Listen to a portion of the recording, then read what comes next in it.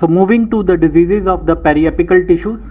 So once the infection that has established in the dental pulp, its spread of the process can be only in one direction, that is through the root canals and into the periapical tissue. So what is apical periodontitis? Apical periodontitis is the inflammation of the periodontal ligament. So this periodontal ligament that is present surrounding the tooth, that will get inflamed around the root apex. So this process may be acute or chronic. That will depend upon the virulence of the microorganism involved, the type and severity of the physical or the chemical irritants, and the host response. So what is the etiology of the apical periodontitis? The common cause of apical periodontitis, it includes the spread of infection that can be following the pulp necrosis or occlusal trauma from a high restoration or biting. So when you suppose a patient biting on a high restorative filling, so what next can occur? It's the occlusal trauma that can occur from a high restoration or biting suddenly on a hard object, sometimes over instrumentation or pushing the infected material into the apical portion, or the chemical irritants that can be gained from the root canal medicaments. So the painful inflammation of the periodontium as a result of trauma, irritation or infection through the root canal, regardless of whether the pulp is vital or non-vital. So it is also referred as symptomatic apical periodontitis.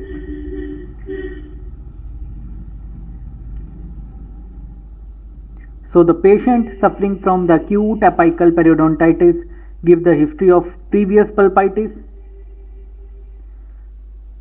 So due to the collection of the inflammatory oedema in the periodontal ligament, the tooth will feel like it is elevated in the socket.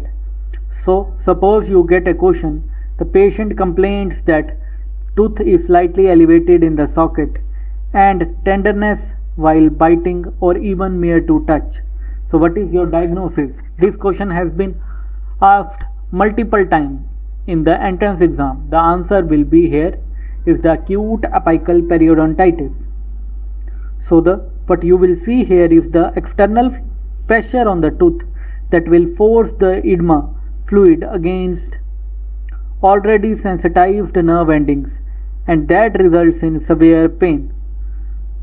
So on the radiograph, so the tooth is tended to percussion and pain can be severe, making closure of teeth difficult. So what are the etiology of the acute apical periodontitis? It can be due to the occlusal trauma, wedging of the foreign body between the teeth, blown teeth, or any orthodontic pressure. Or in case of non-vital teeth, it could be due to the sequel of pulpitis during root canal therapy. There can be forcing of the irrigation or irrigants through the apical foramen, or extension of the obturating material, that is the gatta pacha, through the apical foramen. So what would be the clinical feature? Thermal changes does not induce pain. The patient will feel that the tooth is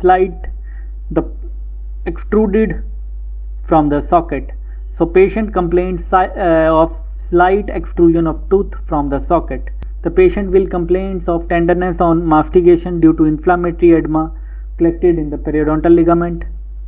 So if the irritant is not removed, it progresses with the resorption of the surrounding bone.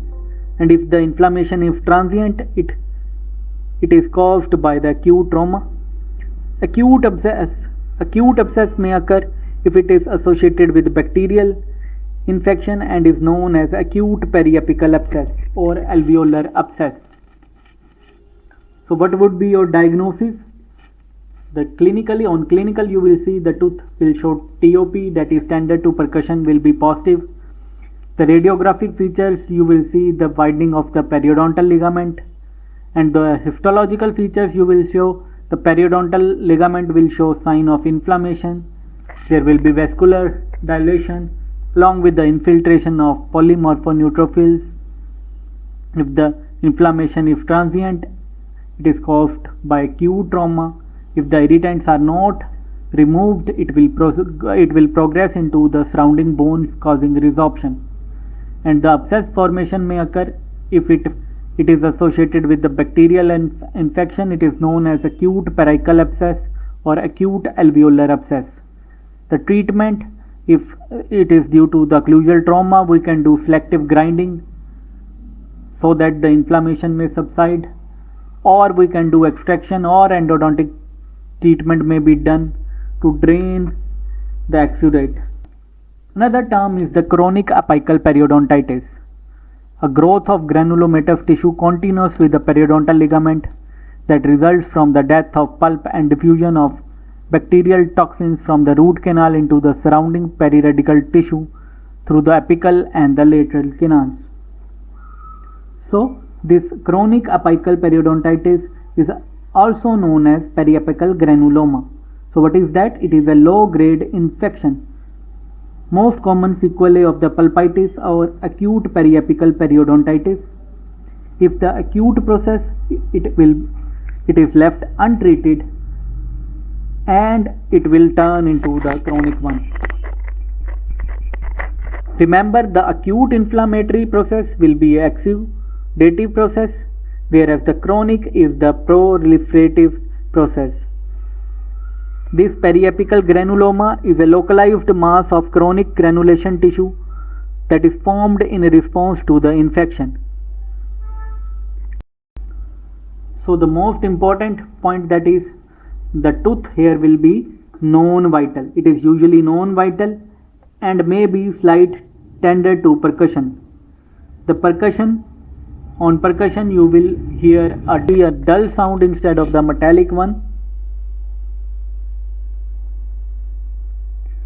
In some cases, the patient may feel the tooth is elongated in the socket.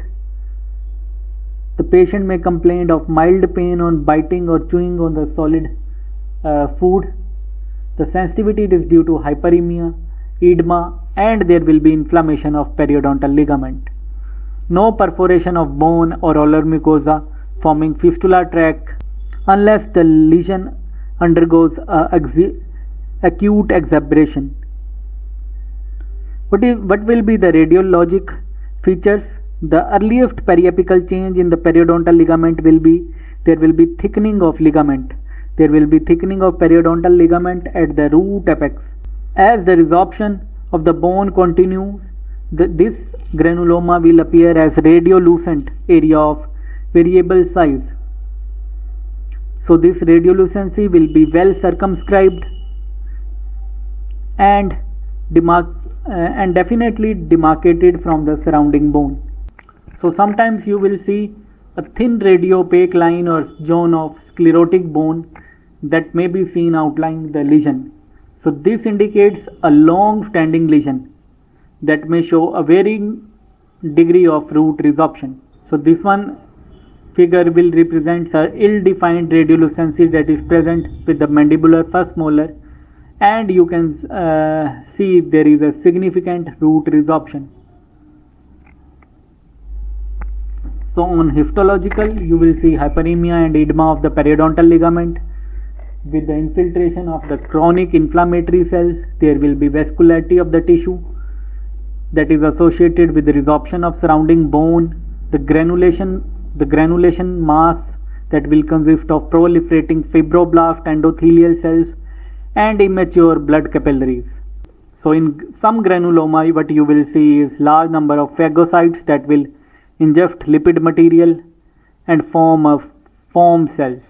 Abundant mast cells can be seen deposit of cholesterol and hemosiderin. They are derived from the breakdown of extravasated RBCs.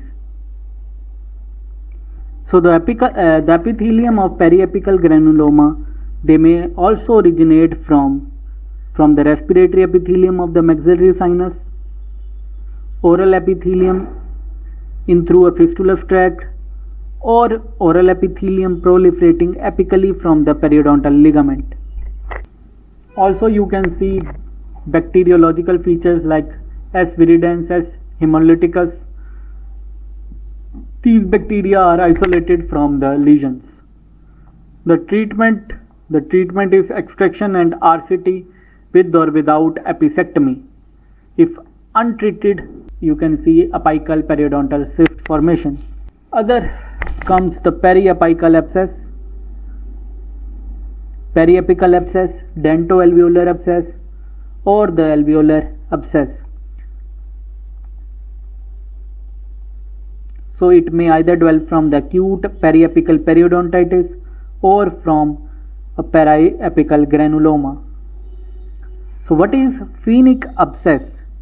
Acute exacerbation of the chronic periapical lesion is known as phoenic abscess. It usually arises as a result of infection following carious involvement of the tooth and pulp infection. So that is the most important point that you have to remember for your entrance exam.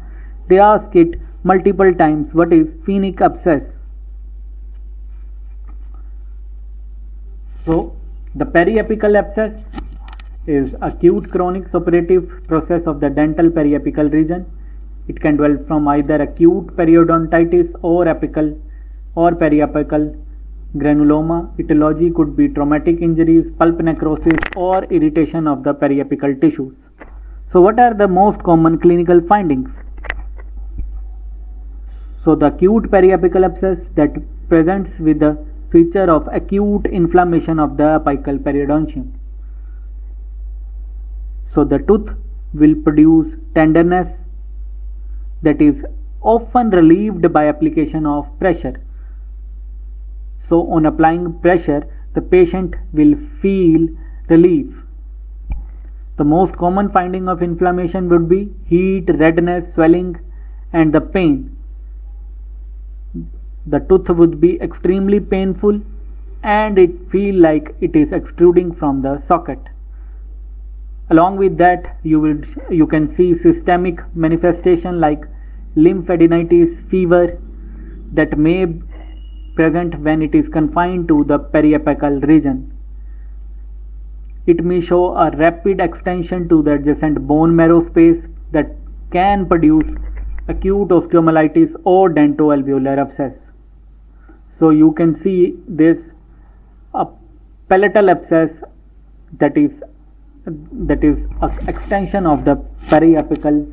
The palatal abscess, it is an extension of the periapical abscess. On the histological features, there will be area of suppuration composed of PMN leukocytes, lymphocytes. There will be dilation of the blood vessels. The marrow will show inflammatory infiltrates, and the tissue round area shall show suppuration containing serous exudate. On radiograph, what you would see is the slight thickening of the periodontal ligament space and radiolucent area at the apex of the teeth. The treatments, you can drain the abscess by opening the pulp chamber. You can do root canal treatment. If it is untreated, it may cause osteomyelitis, cellulitis, or formation of fistulous tract or any opening to the oral mucosa. So this we have discussed. Acute exacerbation of chronic lesion is known as phoenic abscess.